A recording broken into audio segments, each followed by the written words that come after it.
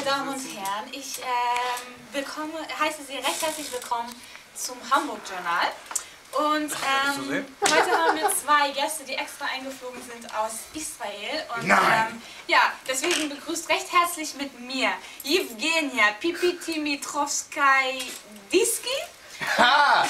Nein! Oh!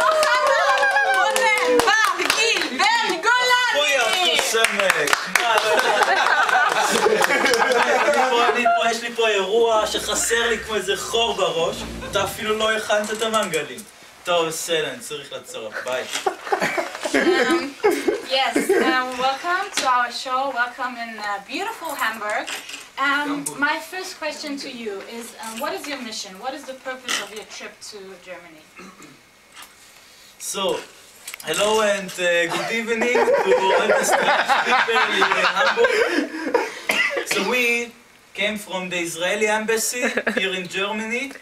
We came to you in order to convince you to come in reverse to Israel. You might have noticed that I speak with a slight accent. This is because I have lived in London. This is why I speak like Hugh Grant. Interesting. And tell me, where are you from originally? So I'm a Sabra, I'm from Petach Tikva. This is my colleague, Yevgenia. She comes from Dnieper.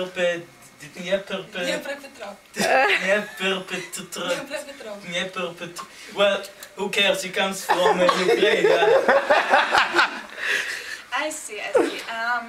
And your professional background, what did you do before you worked in the embassy? Look, I professionally am a banker. I used to work in banks. My first bank was the West Bank. Then I moved on to work in the East Bank. Until people suddenly told me I'm in Jordan, and that's how I actually entered politics. But you know, it's very similar, it's very closely related. In banks, I worked on economic booms, and now in politics, the Palestinians also make a lot of booms, even boom boom.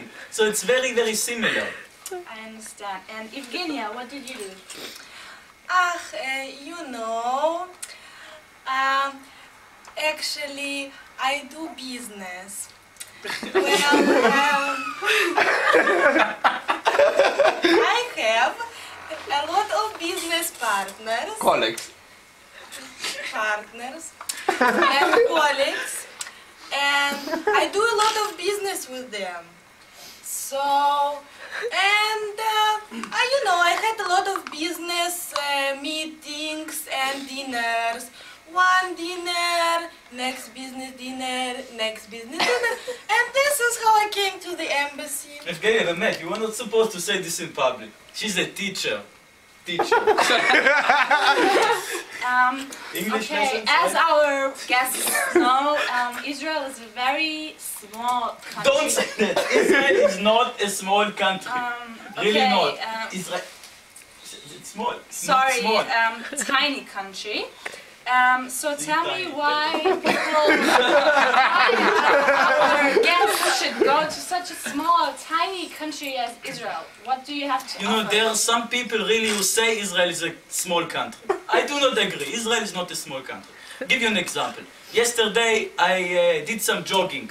So I started in the Golan Heights, in the very north of the country, walked for a few blocks, 20 minutes, and then I ended up in Eilat. So, can you do this in your backyard? Really? In fact, most backyards are too small to do jogging in the backyard. So, compared to all the backyards that exist in Hamburg, but also compared to most all other backyards in the world, Israel is quite big. So, as a backyard, we're not that But I asked Yevgenia, how do you say No, shmum. United Nations. Right, exactly.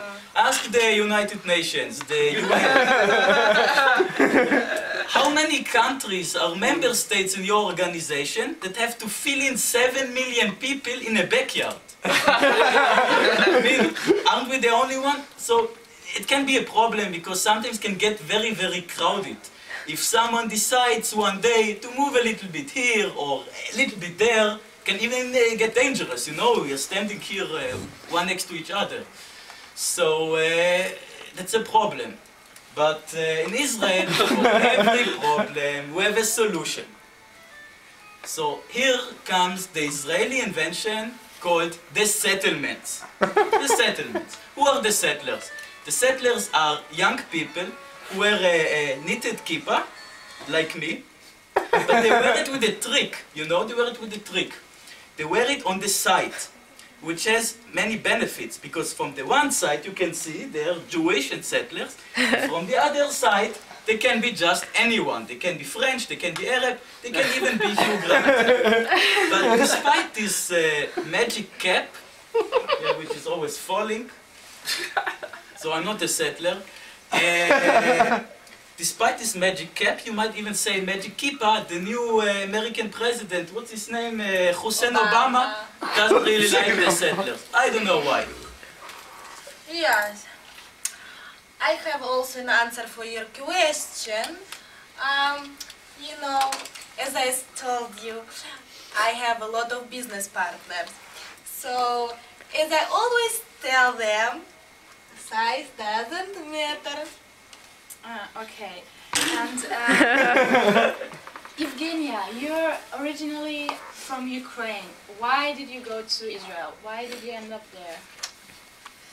You know, there is a very simple answer. Well, let me ask you, what is the second language in Israel? Arabic. No, нет. French. Нет. English. Нет. No, people, tell me. What Russian? is... No! Russia. Russian is the first language in Israel and Hebrew is the second. So if you come to Israel, you don't have to learn Hebrew. That's true. As easy as that. So it's very easy for me. And Evgenia, another question: who do you vote for? Who did you vote for in the Israeli elections? Election? Putin. But Putin is not Israeli. He's not even Ukrainian. Why did you vote for Putin? Ukraine, Russia, you know. It's very close. I have my villa in my garage in Ukraine, and where my backyard, where my dog You don't have a backyard. and my backyard where my dog do peace is in Russia. So that's why I voted for Putin. I see, I see. Okay, let's come to my final question. People say Israel is very dangerous. There's a lot of terrorism, so it's crazy for some people to think about going to on a trip to Israel. There's always war and